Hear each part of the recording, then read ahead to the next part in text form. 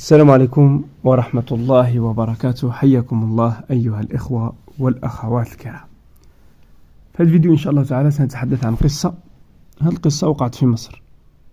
شاب أو ممكن نسميه مراهق مصري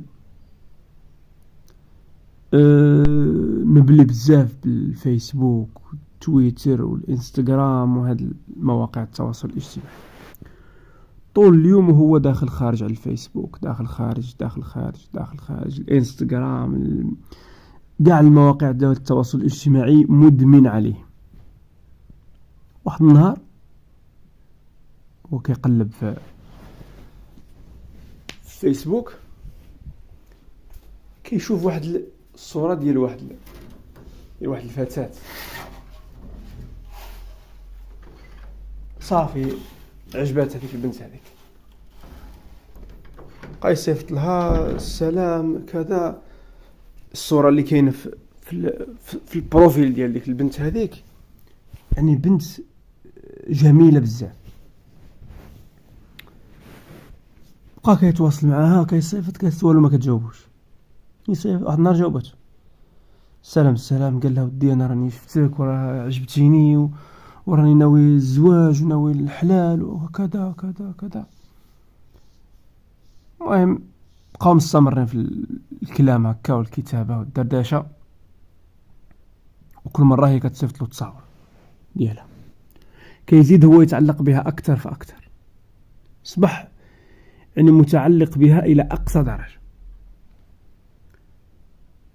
واحد النهار قال لها بغيت نشوفك، بعد تقريبا شي 500 كيلومتر بيناتهم. قال لها بغيت نشوفك، قالت له ماشي مشكل.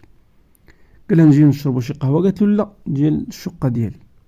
ها قلت له تجي الشقة ديالي. بقات تبكي. قلت له انا الاشكاليه انني زينه بزاف وهذا الجمال ديالي هو اللي يعني مسبب لي مشاكل، وانا عندي قصه هو انني متزوجه واحد راجل ولد عمي وديني يعني غصبا عني وكيتكرفس عليا. وهو يهضر معاه قال لها والله حتى نقتل هذا من اجلك، ندير اي حاجه، هذا وحش، هذا ماشي انسان، انا مستعد نجي نحيه نقتلو. قلت له بصح؟ قال لها انا من اجلك انت ندير اي حاجه. قلت له شوف، قلت له غادي تجي تقتلو وحتى واحد ما غادي يعرفك انك انت ولا غادي تولي البلاد ديالك، وبعد ما نفوت انا العزاء ونفوت المراسم ديال العزاء وكذا نتلاقاو ونهضروا ونحدوا الموعد ديال الزواج وتقدم انت الوالديه وكذا وكذا. السيد فرح عجبو الحال. داكشي اللي دار.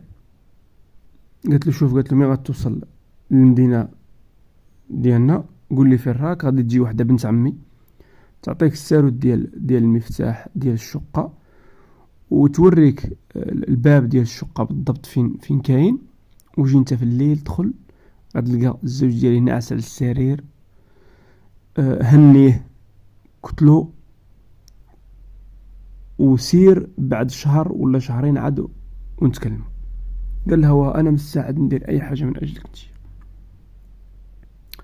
المهم السيد ركب في الحافله ولا القطار ولا هاز السكين ديالو معاه داير في جيبه ولا الله اعلم وماشي يعني بين الاسكندريه وبين هاد البلاصه فين كان ساكن هو مسافه 500 كيلومتر تقريبا.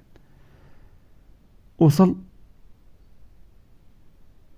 عيط لها السلام عليكم، او لا مصحت العباره صيفط لها في الماسنجر السلام عليكم السلام انا في البلاصه الفلانيه. قالت له صافي غادي دابا تجي بنت عمي عندك. جات عندي واحد البنت يعني عاديه هكا مدربله ان صحت العباره، الوجه ديالها ما عجبوش كاع، قال هذه غير بنت عمها ماشي مشكل، عندي غرض بها هي اللي زينه. قلت له شوف بنت عمي يلا معايا باش نوريك الدار فين شات. المهم بقى معاها ماشي. قالت له هذه هي الدار فين كتسكن بنت عمي والزوج ديالها وهاك الساروت، وسيرتها لوحده ديال الليل ولا الجوج ولا رواح ودخل وراه تما بنت عمي غتكون ناعسه حدا الزوج ديالها. عندك تغلط تقتلها هي وتخلي الزوج؟ قال لها لا قتل الزوج. صافي داكشي اللي دار. مشى بقى يدور في المدينه، بقى معاقل على البلاصه ديالو ولا البلاصه البيت مع ديك الجوج ديال الليل ولا هكاك، الناس كلشي ناعسين كلشي ناعس، دخل بغا باش ينقذ الحبيبه ديالو صحت العباره. يعني مراهق، يعني هذا شخص مراهق. دخل لك البيت غير بشويه لقى واحد السيد ناعس، ضخامه، سيد حجم كتله، هو كيطيح بالموس، لا الرقبه الصدر العنق، ما خلالو فين يقاوم. واخا داك السيد الاخر يعني قوي وجايب الوقفه، ولكن بحكم انه باغته ما خلالو فين يتحرك، يعني تما طاح مسكين، تما مات في البلاصه ديالو. صافي السيد ما فكرش انه يقلب فين كاينه المراه ولا لا، غير كمل، تاكد انه مات 100%. خرج وبلع الباب. الغد ليه الزوجه ديالو نشرت الاخبار، زوجي مات، عيطوا للبوليس، شكون من دار منا. المهم جاو البوليس وبقاو يسولوها هي، قال لها فاش كتشكي؟ قالت له ودي ما كنشك حتى في شي واحد، سي واحد الناس كندير معاهم واحد التجاره، كنشري معاهم واحد البلاد، وما عرفتش يقدر يكونوا هما يقدر ما يكونوش هما، الله اعلم. انا كان كيتشكى منهم، كيقول لي واحد راني شاري منهم، شاري انا وياهم بلاد في النص، ورانا كنقول لهم بيعوه، هما كيقول لا ما نبيعوش، ورا بيني وبينهم مشاكل ما نعرف. انا ما شكت في شي واحد، والزوج ديالي ما عنده العديان، انت ما عندوش اعداء، وكان كيعاملنا مزيان وكاين كذا وكان كذا. بقات كتثني عليه. هما من خلال الكلام ديالها قال له ودي دابا الابناء ديالك انت ما كنتي ناعسه، واش ما سمعتي ما فقتيش الابناء ديالك اللي معاك، واش ما فاقوش الليله ديال القتل؟ واش ما؟ قلت له ودي حنا ما كناش هنايا وكنت دار والديا وما عندي ما نعاود. انت جيت الصباح نفتح البيت ولقيت الغرفه ديالنا عامره دم، السيد ميت. صافي شكوا فيها، ولكن ما عندهم لا دليل لا والو. السيده كتنكر. اسمو داروا لقاو بلي كاينه واحد الكاميرا دايرها واحد مول المحل شاده الدار ديالهم، هي ما مفكراش الكاميرا. قال له رجع لنا الكاميرا ديال الليله اللي فات. رجعوا الكاميرا، وصلوا 10 ديال الليل، 11 ديال الليل، 12، 2 ديال الليل، كيبان لهم واحد جاي داخل، يعني بان لهم في اللو قدام الكاميرا فايت شويه، كيدخل للدار واحد 10 دقائق ربع ساعه، كيبان لهم خارج يجري، الوجه ديالو باين شاد الكاميرا مزيان.